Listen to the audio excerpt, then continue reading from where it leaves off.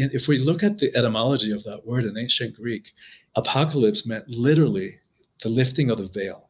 So that's a nice reframe for these times that are so scary and so chaotic, and there is so much uncertainty around them.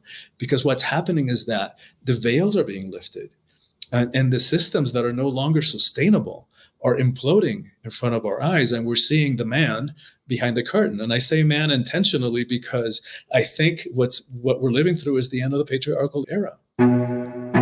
Hey, this is Christine Marie Mason, your host for the Rose Woman Pod.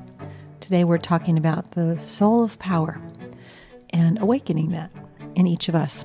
You probably already know that you have the ability to direct or influence the behavior of others and the course of events around you simply by being you, and that when you do it in alignment with your soul, your deepest essence, your deepest dharma, what you're here to do in collaboration with other people, you are unstoppable, right?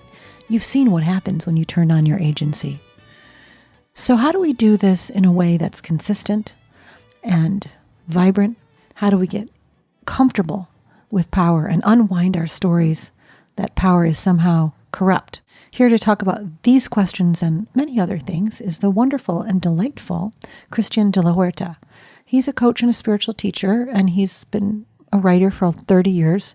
His new book, Awakening the Soul of Power, won a Nebula Award and a nonfiction book award and has been acclaimed by all kinds of celebrities and things. I was very honored that he called in all the way from Quito, Ecuador, one of my favorite places on earth, to talk about his work. You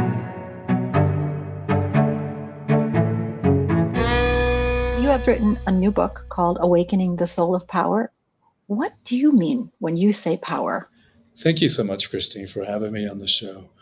You know, there's so much confusion in the world, and I think most of us have an ambivalent, if not even conflicted, relationship to power. There's a part of us that wants it. There's a part of it is afraid of it, and part of what this book that I've written about is to help us understand the different kinds of power and what we mean by that. So I think the reason that we have the conflict about it is that we fear that if we really be all of who we are, like if we really stepped into our full power, that other people couldn't handle it and that we might end up rejected and alone. And also, I think we fear that we might abuse it. And no wonder, like all we got to do is turn on the news any given day or even glance through the headlines online to witness at least one abuse of power. And add to the fact that we've been conditioned to believe that power is a bad thing, with quotes like power corrupts, absolute power corrupts absolutely, and what good-hearted person wants to be corrupted? But what they didn't tell us about that is that Lord Acton, who said that, was speaking specifically about political power, not the kind of personal power that we're talking about here. So when you add to that mix the fact that we have also been conditioned to think of the emotions as weakness, and which is so absolutely insane and misogynistic too, because especially men were conditioned to, since we were kids, little boys don't cry. And why is that? Because only little girls cry? And is that weakness? And so, I mean, some really faulty assumptions there. First of all, that the feminine is weak.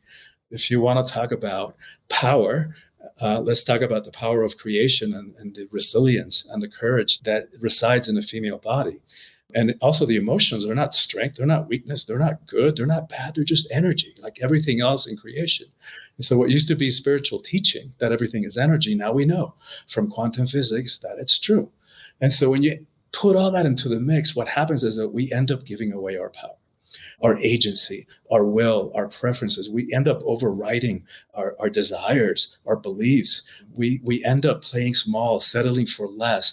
And the sad part, Christine, is the reasons that we do it for. We end up doing all that stuff for an illusion of security, for a false sense of acceptance, and for crumbs, morsels of pseudo love. And so the message of the book is there is a way that we can step into power, into our personal power, without having to abuse it or being corrupted, and then without having it to be about pushing anybody down, stepping on them, in order for us to feel powerful. There's so much in there. I would just stay on morsels of pseudo love and take that apart for a while. But I do want to talk about another aspect that seems to feed into it, is that when you talk about desire or preferences or will, I think there's something in the spiritual traditions that tried to get that confused with ego and with somehow being greedy, and that there's some parsing that we have to do around wanting is a sign of your dharma. It's a sign of what you're here to do. It's not like a greediness. And maybe you could speak to that a little bit. Well, that's a really profound question. To me, it's like I start the book speaking about ego, and I start every retreat that I've been doing for more than 30 years speaking about ego, because that is critically important to understand if we want to have relationships that have a chance at working, if we want to have a sense of personal empowerment, if we want to have a life that is filled with meaning and purpose. Because it's that part of us, that part of the mind that is the obstacle to all of that. And the confusion comes because, most of us who know that word ego think it's, arrogance, inflated sense of self. And it is that, but it's so much more than that. And then maybe if we took Psych 101 in college, we might think, Freud's model of personality, the id, the ego, the superego. And that's not what we're talking about when we're talking about ego, which is, it's a concept more derived from Eastern teachings. And ego in Latin literally means I. So it's that sense of self. It's a part of the mind that synthesizes information, sensory information. It can reach into the past, project into the future, and somehow weaves all of that into a coherent sense of self, like an individual personality. This is Christian, that's Christine. It's ultimately illusion, and it's both a helpful illusion and the source of all our suffering. To go back to your question now, and before I do that, here's because we don't really have time to dive into the ego here. It's such a huge conversation, but here's just a quick image. If you put a baseball in the center of a stadium, that's what the ego is. Who we are is actually the stadium. And we've allowed this tiny, tiny, tiny part of who we are to think that it is all of who we are, and to make very significant, consequential choices from its very small, limited, and always fear-based perspective. So if we're talking about empowerment, if we're talking about personal freedom, that's the beginning of the conversation, understanding the ego.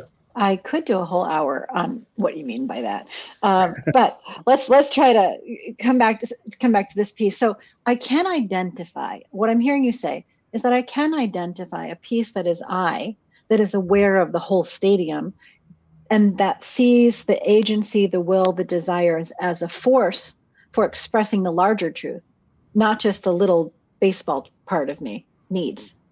I'm kind of, yes. Am I getting that right? Yeah, I would agree with that. So it's confusing, like to understand who is doing the talking inside of our heads.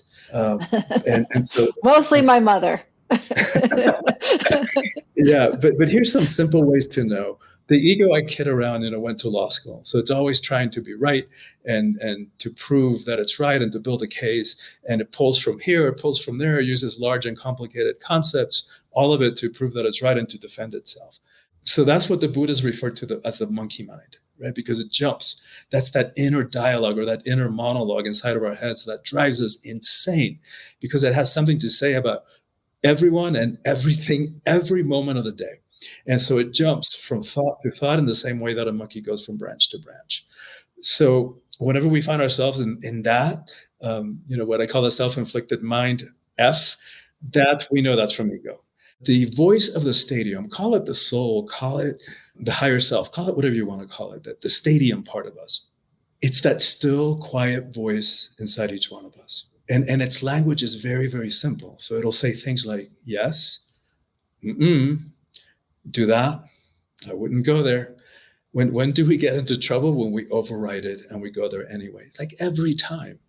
And so part of what the process is like really landing into the authenticity and the truth of us is bypassing that insane monkey mind and getting down underneath it and quieting the mind so that we can access the inner truth, the authentic self, the wisdom, the knowledge that is inside each one of us.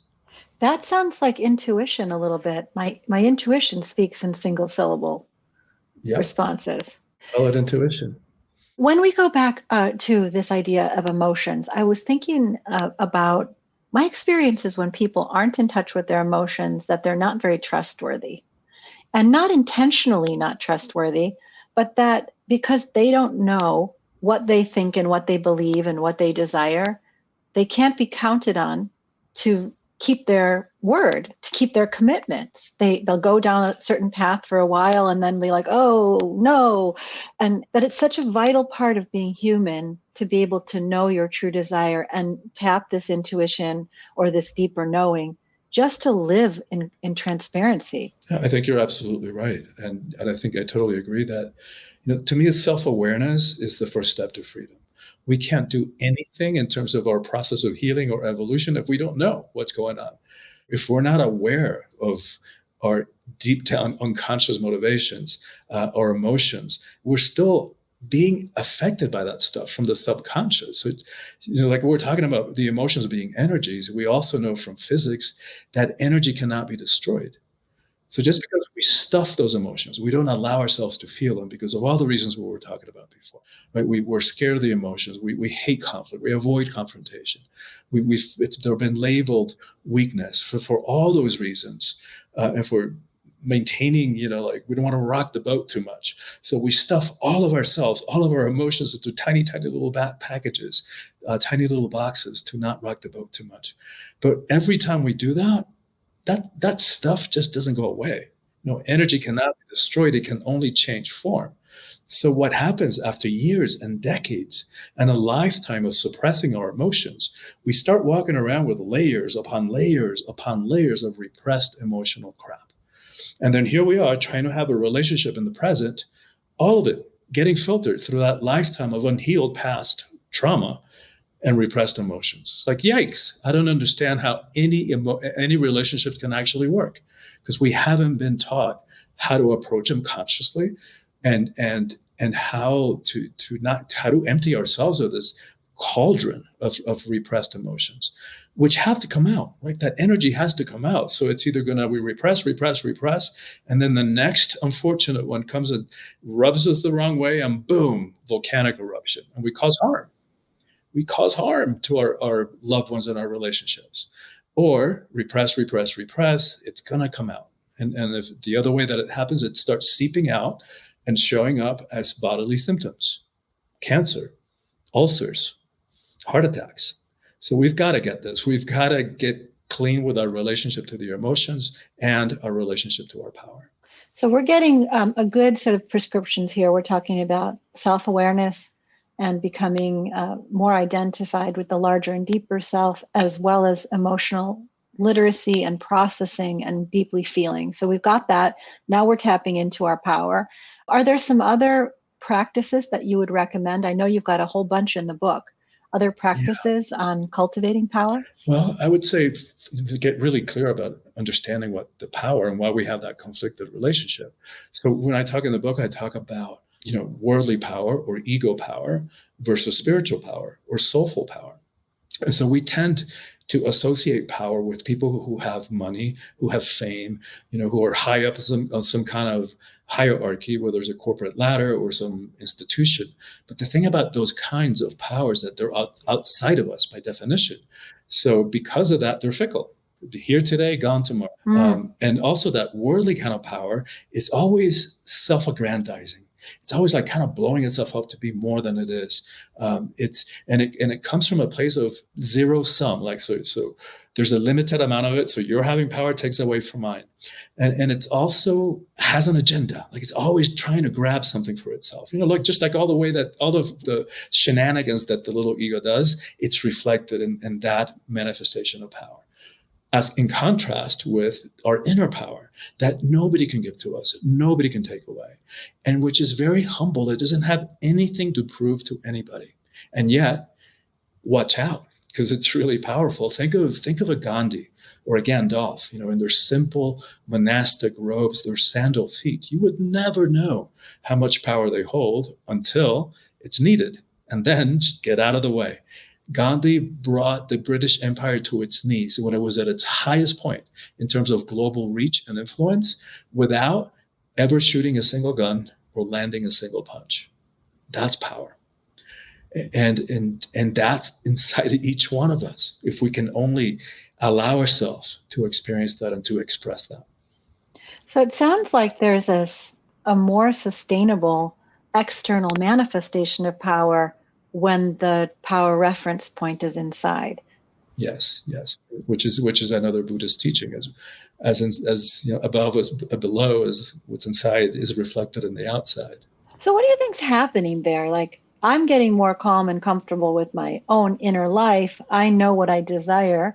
I'm less reliant on outside criticism, feedback, reward structures. And somehow, because I'm less vacillating, maybe, like I'm not sort of reactive to that I can pull up fully in what I know and what I'm here to do. And that creates some sort of resonance field. Is that, I mean, that's the picture I'm getting in my mind. That resonates with me. That feels right for me. And you're absolutely right. The stronger our sense of self, the better we know ourselves, the deeper we go from that, you know, that journey from self-awareness to self-acceptance to self-love, the more that we're in our power, and the less that we become dependent by anybody's or anything outside of us, whatever they think, or we don't. The less that we need external validation, we just get to be who we are. And I think you're right. I think we create when we're coming from that place, which, you know, I've lived in Miami on and off for many years in my life, and the visual of a storm, of a hurricane, is very alive for anybody who lives in Florida. So I think of, you know, my image that popped into mind for me when you were speaking is the eye of the storm. It's like we stand in our center, in our power, knowing who we are, not needing anybody's validation, and we can allow everybody else to have their stuff. So we can allow that storm, you know, of people's dramas and judgments and expectations, the demands, the conditioning, the drama of the world to just be rolling, I mean, just around us, and we don't have to get sucked into it. We maintain our center, we maintain our eye of the storm, which is actually a huge service, because that might, for some people, that might initially come across as selfish, but it isn't. Because if we allow ourselves to get sucked into somebody else's drama, then we're both stuck in it, and we're both rolling around in the muck, and then we're not good for anybody. What you're talking about is so applicable. We've talked in the past on the show about two related concepts: the dominance hierarchy versus the competence hierarchy, like giving people respect for what they know, but not ever going under the thumb of somebody who's in a dominance hierarchy just because. And we've also talked about this idea of removing yourself from the emotion spiking news cycle. I think one of the benefits of being in my 50s now is that how many cycles we've been through, how many political dramas, economic cycles, this guy, that war. I mean, a year and a half ago or whatever, people were like, North Korea this. Where's North Korea now? You know? So like, it's literally, you must be sane in a world that is trying to extract your vote, trying to extract your dollar, wants to manipulate you in so many ways for their own purposes. It feels like being in your personal power is one of the only loving and easeful ways to defend. Yes. Yeah, absolutely. And to even serve, to make a difference. Yes. Let's talk about that. First of all, I want to ask you, the questions that I got before the show around this topic were people saying, I play small. I'm tired of playing small. We're going into 2022. This is my year of stepping into my full power. When you hear that as a person who's coached people for 30 years on accessing power, what's your hit on that? What would you advise those people to look at or do? Yeah, and I would say yes, by all means do it, because we need you. We need you to do that. We need you to be in your full power now for all of our sake. You know, as far as I'm concerned, we're like living in the most critical times in the evolution of humanity. We could say make it or break it time. The planet will be fine. You know, it might take a few million years, but life will find balance again. It'll reach homeostasis again. Whether we make it, that's the question, because we're just now beginning to witness whatever it is that we have unleashed on the environment. So anybody listening to this who's been feeling that call, which I think is the call from the soul, it's a call for heroism, to be all of we can be, to fulfill our potential, to make a difference, to serve in whatever way we can. Like, this is it. Like, this is the time that we've been waiting for. And so what do? Like, immediate first steps: understand the mind, understand the ego. And that's why I walk the reader by the hand in this book. I know we were talking about how little people read these days, and we're celebrating, and I was congratulating you on your book that just came out this week. But I did intentionally design this book in a very doable, manageable way. So short little chapters with interactive practices at the end of each. And those practices are designed to integrate the teaching so that they don't stay at the level of teaching, conceptual, because we don't need more information. We've got information overload.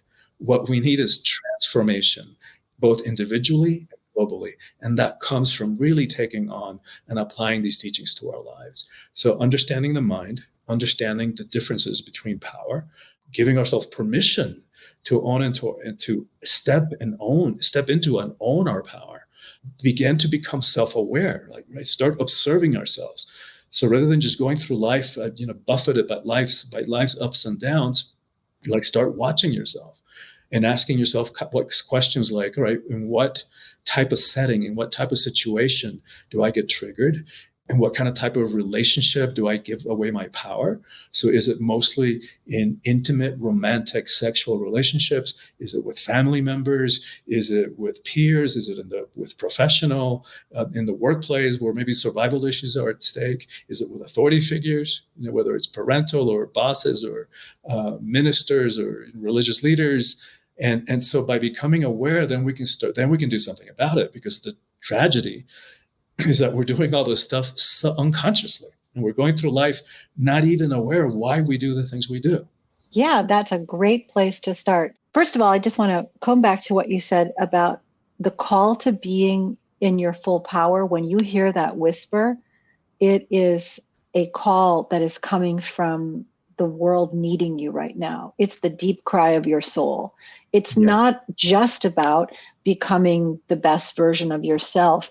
It's about pulling out what is essential in you as your unique gift, because the timing is so vital.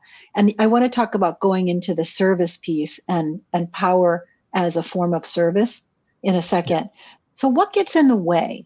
If people know that they hear the bell ringing, they're going to it, but then something stops them and pulls back. Is that all the fear stuff that you were talking about before? It's that 4-letter word, fear. That's right. It's fear of rejection, fear of abandonment, fear of failure, fear of success. It's all fear. It's all based from the fear. And fear is in the realm of the ego, right? Because the ego, part of the function of the ego is to maintain the status quo, even when the status quo is at best comfortable, at worst miserable. It doesn't care. It doesn't evaluate that. Its job is to maintain the status quo exactly the way it is. So anything that signifies change to the ego is scary. And so that's part of what we struggle with. That's what we sell ourselves out for that illusion of security of a biweekly paycheck, even if the jobs that we're in are sucking the life force out of us, because just that fear of change. And yeah, I get it. I understand. And to me, infinitely scarier is that another year, 5 years, 30 years will go by, and we're still stuck in relationships or situations or jobs that are sucking the life force out of us. That's a lot scarier to me. That's what I'm most afraid of. Okay, I'm in my situation. I have a sense I should make a change, but I'm afraid. What do I do? There's a misunderstanding about what fearlessness is. We think that fearlessness means that we no longer feel fear. And that's not what it means. Fear subsides, but I don't know that it ever goes away. It definitely becomes less and less and less influential, at least in my experience. Fearlessness to me means that we feel the fear and we don't give our power away to it. So we override it. We transcend the ego's fear. There's a book by Susan Jeffers, I think it's probably from the 70s or the 80s, Feel the Fear and Do It Anyway. And here it is in 30 seconds. Imagine concentric circles. So this circle, the inner circle, represents our comfort zone. This is where we feel comfortable being ourselves, being with each other, being in the world right now. Every time that we take even a little baby step and stretch the boundaries of that comfort zone, it doesn't shrink back. And we get to make all those choices. But imagine, what if we every week we took one action, whether it's a baby step or a huge leap, to expand that comfort zone, because we know that growth, evolution doesn't happen in the comfort zone. Sorry, but that's just the way it works. I wish it worked otherwise, but it doesn't work that way. We have to do something. We have to stretch beyond what's comfortable right now, and even place ourselves in a little bit of risk, like emotional, psychological risk. So imagine if we did that every week. At the end of a year, 52 weeks later, like, our comfort zone is huge. I was terrified as a teenager. I was completely shy, introverted, and I was a good student. I got pretty much a 4.0, all A's, except for one B my last semester as a senior. And I didn't do this consciously, but looking back on it, I know that I sabotaged that class because it was an easy class. It was a self-study class that all I needed to do was write a paper. And I turned it in late. And that was enough to get me a B. And that B was enough to knock me off the contention for valedictorian, because there is no way, no possible way at that point in my life that I could have gotten up in a room, in an auditorium filled with hundreds and hundreds of people. There's no way. And so, yeah, sad and kind of lame that I did that subconsciously, but flash forward. And these days, I speak all over the world. I've spoken at dozens and dozens of universities on the TEDx stage. And so that's the point, is that no matter what happened in our past, no matter what we have allowed ourselves to be held back by, all that stuff can be healed and it can be transcended. And that, to me, is what fearlessness means. And we can all do it. And we can do it at our own pace. I love this idea of feeling it and honoring its wisdom, and then saying, not today, not giving your power. I have a little tiny story from last winter. I'd love to hear it. My son, who's an extreme skier, he said to me, I want to take you to this lookout. And to get there, you have to ski the trees. And there's like waist-high powder. Okay, I cannot do that. I am terrified of that. It is so physically daunting to me. And so we're standing there and he goes, you are a much better athlete than you think. You're a good skier. You can do it. You know what I want you to do? Stand there and I want you to yell at the top of your lungs, I'm so scared. And then do it anyway. Just do one turn at a time. Go, jump. I'm so scared. Jump. And you know what? After about 6 or 7 of those turns, I was like, I'm actually doing it. I'm not actually that scared anymore. And pretty soon we were at this gorgeous lookout, took our skis off and sitting in the valley. I got to see him transform into a teacher. And I also got to see the fear move away with these little proof points, just like you're saying, a little stretch. And suddenly you were doing it. Shocking. What a beautiful story. And that's it. Right? Like all the times that we have held ourselves back from experiencing magnificence, freedom, because of that tiny, tiny, tiny little fear of the ego mind. Do it anyway. Okay, let's talk about service now, because I think it's naturally flowing out of the way you're approaching power. We can just say it. The world is on the brink of environmental collapse and social collapse and complexities of all sorts. And there are a lot of different scenarios that are being played out in humanity simultaneously. The ones that believe there'll be no more humans, it's all over. The ones that believe in neo-barbarism and are prepping for a post-apocalyptic world.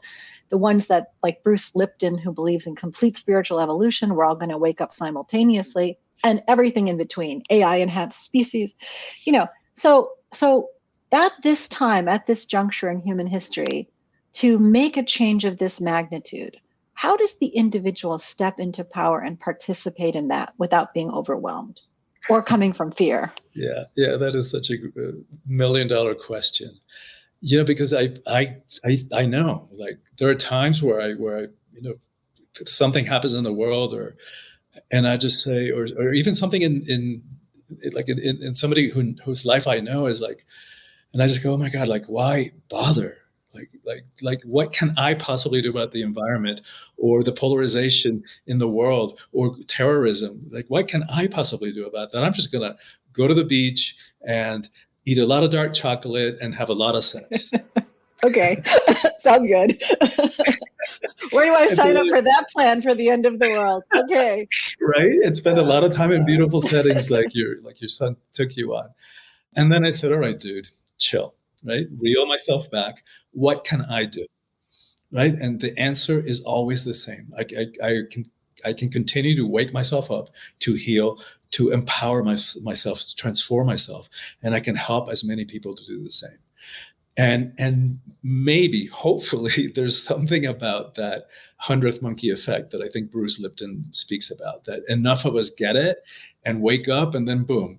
I don't know that that original story on which the 100th monkey was based turned out to be a myth, but I do think there's still something about that critical mass. And I've so heard like that's 3%. If you can get 3% of a population to care deeply about something, that others follow quickly in terms of activism and policy change and things like that.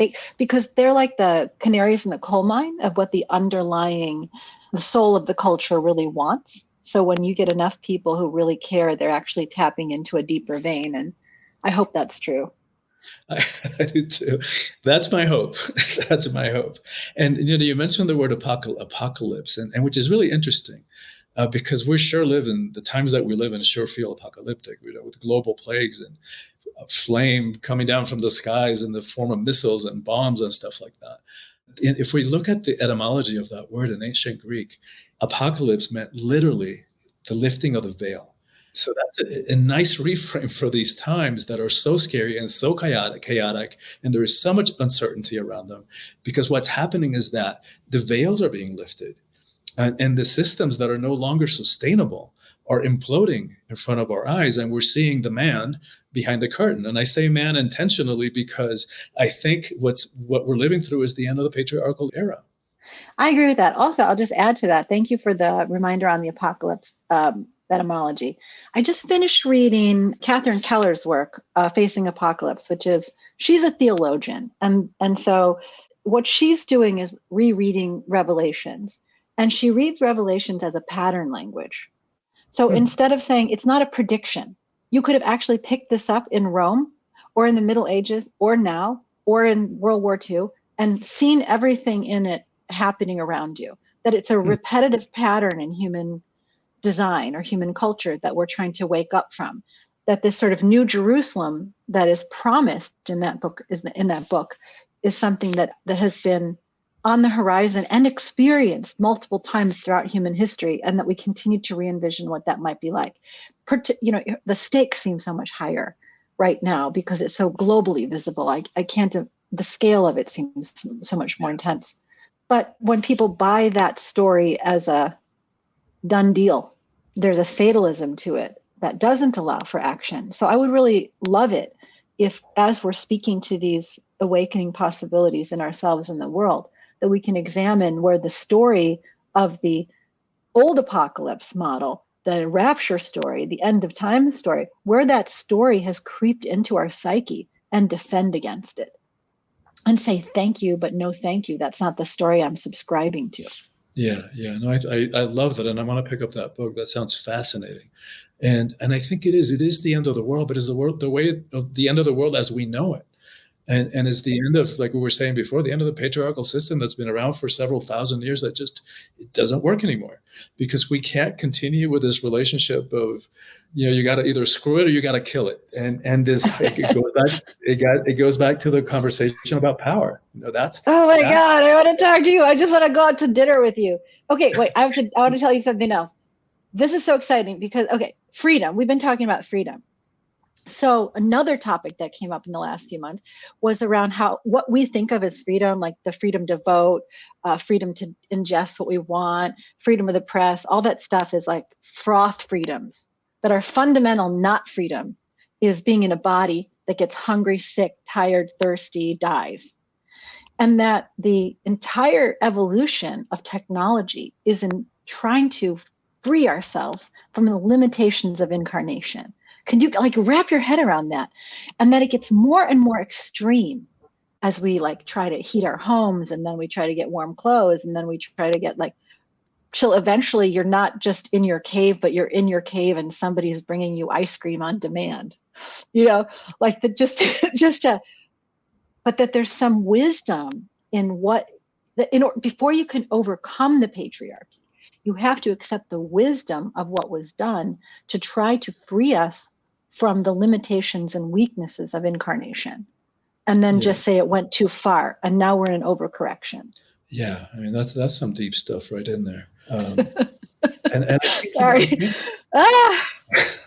I think, to me, the feminine, because I know the majority of your audience is women, the feminine it's more easily and relates to embodiment much more naturally. It's much more in tune with the natural cycles.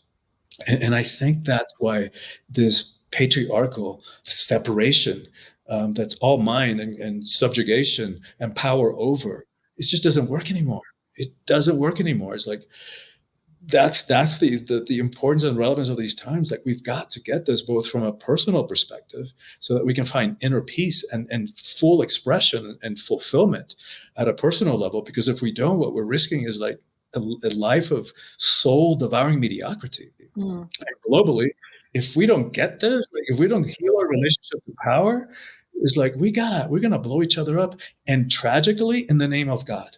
On the female thing, I will tell you, I in the work that I'm doing with Rosebud, there are women who are still tied to their cycles and their embodiment. There are a lot of them, but there are equally as many women who have ingested the hierarchy model and are acting from a linear forward, trying to override their biology, trying to mimic that to get material comfort, to get success, and have shut down the part that knows about their deep power and cycle. And that's part of the overall mission of that organization.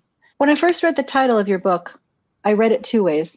One was awakening the soul of power, like from a spiritual development standpoint. But then I got this image of actually awakening the soul of individuals who are in those external power positions. Like, how do you awaken, I don't want to name names, let's just say the CEO of a global corporation or the leader of a political party?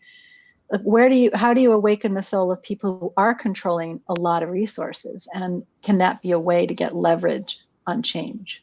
I think it's beginning to happen. And I want to go back a minute to go piggyback on what you said about women, because I think you're totally right.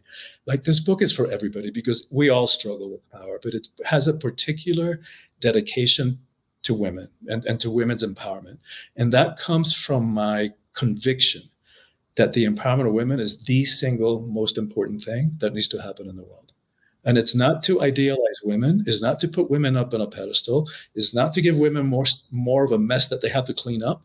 It's because as a species, as a world, we've been running so off balance, so off kilter between the balance between the masculine and the feminine energies, which are inside every one of us, no matter what kind of body we're in. And women, of course, are also capable of abusing power, as you point to. But I believe that when women are in 50% of power in this world, we're going to have a very different relationship to war and poverty, hunger, social justice, education, how we treat the environment, to all of it. And so that's when I think strategically, like, all right, what do we do? Like, so many challenges we're facing. And how do we dig ourselves out of this hole that we dug ourselves into? That's the one thing that strategically, I think if we do that, then it impacts everything else. I think if you have this relationship to creating life, like I was thinking about, like, what if I spend my whole life making and raising life, and then somebody just for their own political gain wants to send them off to a pointless war? Like, that is a denial of everything I've put my life force into. Exactly. And I think the closer you're aware of, like, the risk one bears to bring life forth, and you stay connected to that, it's the harder it is to be cruel or destroy anything. Absolutely. But you can do that without being connected to it, which is also okay. Yes. Exactly. Well, I appreciate that. How did you get that way anyway? How did you have a positive relationship with the feminine growing up, or did that come later? I have 5 sisters. I'm one of 9 kids, very Catholic family, and 5 sisters. And my dad was a psychiatrist, but he was working most of the time. So it was kind of a matriarchal structure in that my mom really ruled the roost at home. So I've always felt very comfortable with the feminine. And it's like going back to this what we were talking about earlier about this misperception of the feminine as weakness. I'm not going to do it justice because there's only one Betty White, But I read this story that she was being interviewed in kind of a group setting. And somebody said something about having balls. And she goes, wait a minute. I don't know where we got this association between having balls and courage and strength, because you thump those little things and the guy collapses over in pain.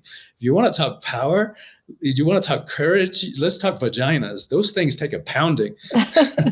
That's cool. That's true. That's true. She's great. So you have sisters and a mom influence early. And you know what? Of all of the Christian churches, the Catholics still have Mary. They still have the Magdalene, and they still have Mary, mother of Jesus-ish. They have a lot of female saints. They have, Hildegard of Bingen. They have Joan of Arc, Saint Catherine. I mean, they have a lot of good female models in there. Teresa of Avila.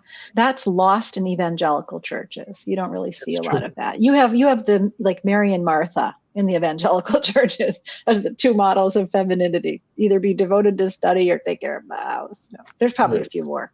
I'm not a Christian scholar, so I want to make sure that before we close, that if there's anything that you want to add about this book, you do that, because I'm going to just encourage everyone to go get it. That your power, your life force in the world is it is the juice of the cosmos. It is the way divinity expresses itself. And you in your power is a beautiful thing. So I want you to get this book from Christian, Awakening the Soul of Power, and let's all practice together. Anything you'd want to close with, or a wish you have for the world? I think that's what it's going to take, Christine, that all of us practicing this, or maybe it's the 3% that you were talking about earlier. Anybody who's listening to this and who's listened this long is part of that 3%, right? It's feeling that call to be more, to express fully, because you're right. There isn't anybody in this universe or any other universe that has the same genetics, the same set of experiences that make each one of us unique. If we don't give expression to that, ain't nobody else going to do it. So to me, that's part of what this journey of empowerment is self-discovery, like figuring out who we are. And it takes work. That's why this book is part of a series of 3 on what it means to live heroically in the 21st century. Because it takes work, right? It takes work to look at ourselves and ask the hard questions, the existential questions.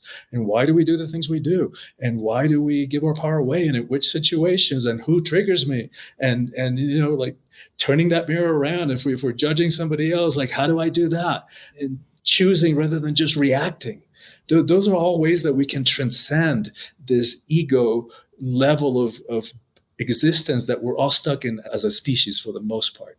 To me, it's when we're willing to do this work, it's not only will we find personal fulfillment, but our relationships will actually have a chance of working. And that's what the second book is that I'm about halfway done through, is applying the concept of the ego and the power teachings to personal, intimate relationships.